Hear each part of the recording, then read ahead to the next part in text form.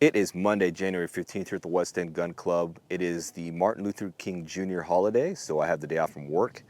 I figured I'd come out here to the upper range of the facility to get some reps in preparation of the NRL Hunter match that is going to be next weekend in Paulden, Arizona. Not going to do much today, just maybe shoot 30, 35 rounds or so, just to get some reps on setting up my position, taking clean shots, and whatnot, and also do a kind of a procedural breakdown how I'm going to just approach the stage in terms of sitting down gear, breaking down my tripod and whatnot, so that I'm not going in completely blind, considering this will be my first NRL Hunter match, and I'm not going to be fully confident as far as like I'm going to win the match, right? I'm just going to go in there and try to do the best I can and try to minimize all of my mistakes, and hopefully we can perform relatively well for my first time shooting that kind of discipline or format. So let's go ahead and just get out the gear and then we'll start shooting.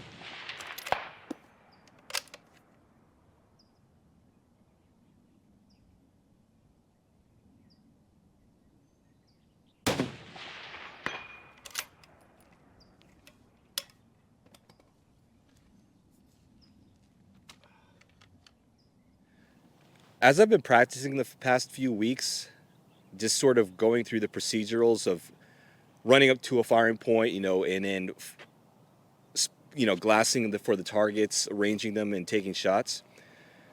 I will have to admit that I'm a little bit concerned in my ability to be able to do this in a official manner, because 4 minutes sounds like a long time, but it really isn't when you're in the clock. Because if you kind of run yourself on a mock stage, even if you know where the targets are at, and you kind of pretend, hey, this is what it's going to take for me.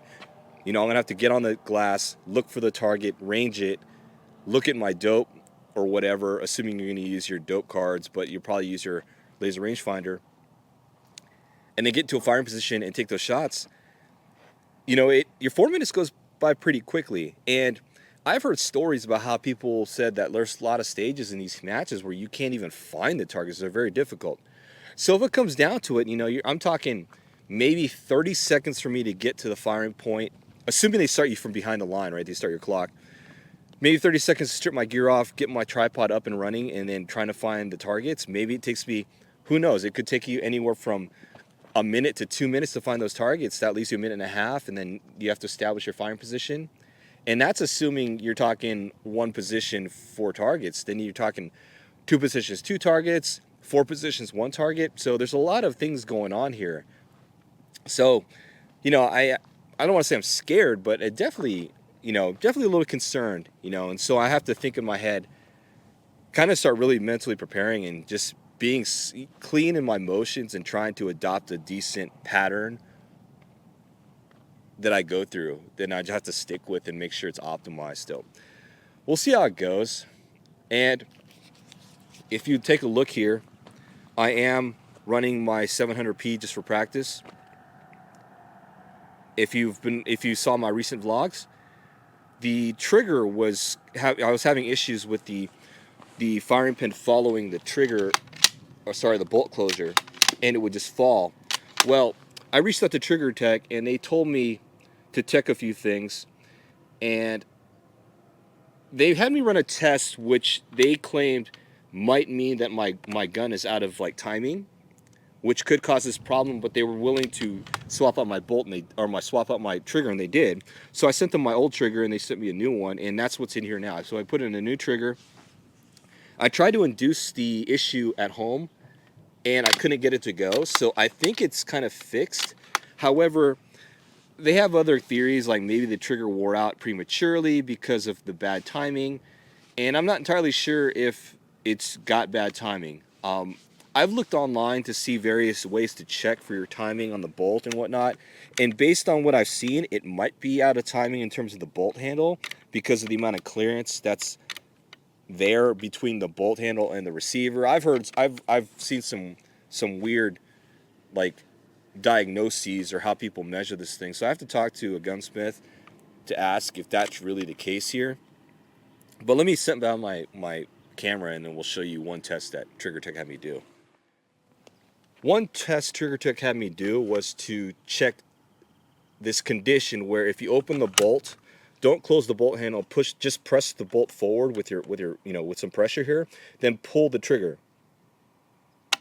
If the bolt hops forward, they say that's a timing issue with your action, possibly, or the bolt. So I'll come on the other side here with my camera and kind of take a look here, see the bolt pop forward. So I'll open the bolt, and I'll press the bolt forward. I won't close the bolt handle, but I'll press forward on the back of the bolt, and I'll pull the trigger. See how the bolt hops forward? They said that's an indicator of a timing issue. And I've read about various things about timing, and I'm not too clear on what exactly on a 700 action is timing. So I've heard one thing about timing the bolt handle, where the bolt handle is out of spec, depending on how much space is between the bolt handle and the receiver. On closure, it could indicate a badly timed bolt handle. And in this case, from what I've seen online, my bolt may be badly timed, my bolt handle. But then I've also heard about timing for the firing pin and the whole bolt assembly. And I don't really understand all that. And I was trying to read up on it, and I didn't really understand what people were saying. So it's not very clear what's going on if my action is really, if there's some timing problem here. However, TriggerTech did replace my trigger. They sent me a new trigger, and I'm not having the same issue.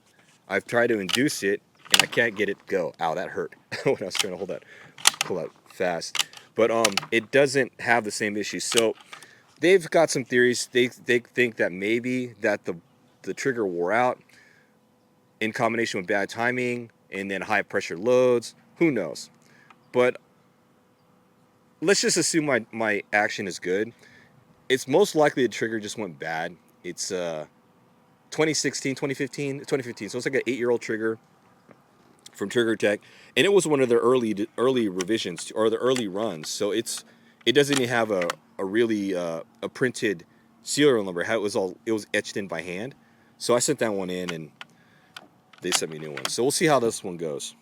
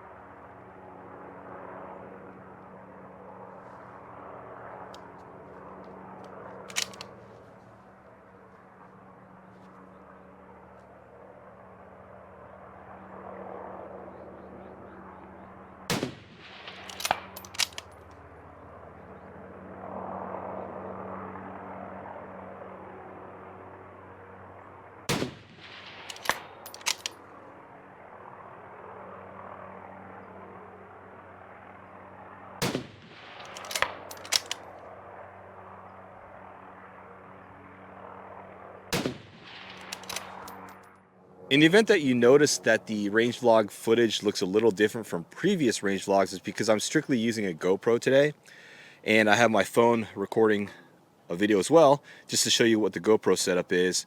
And I have the GoPro Hero 12 Black on one of their grips or whatever. It's basically a grip controller with a battery built in. I have the media mod on there, and I have my Rode mic hooked up here on the media mod, and then the cold shoe, and I have it plugged in the back. But I got this in the event that I decide to record the NRL Hunter footage, some NRL Hunter footage. I may or may not do a lot of recording because, like I said before, I'm a little bit hesitant to, well, I'm not hesitant, rather. I'm a little bit concerned that maybe I'm not fully prepared for shooting this match, and it's my first time shooting this match or this discipline, so maybe I'll just commit some of my time to really focusing on the stage and not trying to get footage. But I'll bring the camera anyway, and we'll just see how that goes. But this is kind of the setup that we're going to run if I decide to record any footage of the match. I'm all done, about to head off in the range. If you hear a helicopter on the audio, it's because there's a helicopter dropping in some power line workers in the power lines south of the range. They're literally getting dropped in via helicopter over a rappelling line or whatever, which is pretty cool. In any case, just came out to the range, didn't shoot many rounds, but I'm trying to build some confidence for the upcoming match, the NRL Hunter match next weekend. Hopefully I do okay. I'm going to just go ahead and finalize kind of my gear, get my procedures in my mind, and hopefully we can do relatively well, not do too bad. Hopefully get some hits, and we'll see how that goes. But after next weekend's match, I'll be heading to SHOT Show in Vegas, which should be fun. Not sure what we'll be looking forward to in Vegas next week. I mean, there's some new products being announced recently. Vortex announced a couple scopes, but they won't be at SHOT Show because I think they stopped going to SHOT Show. They pretty much ceased that. I think Vortex and SIG are the two companies, the big ones that don't go to SHOT Show anymore. And but Leupold announced the new Mark IVs, which look interesting. They apparently they're supposed to be as good as the Mark Vs, but with a lower cost, and based on the discount that I can get on them, it's a really good looking scope. So I'd like to see one on the floor when I get there next week, and then hopefully we'll see other new products that we can report on in a blog article or series of blog articles. Anyway, we'll see if I record footage of the NRL Hunter match. We'll think about it. We'll see how confident I am going in.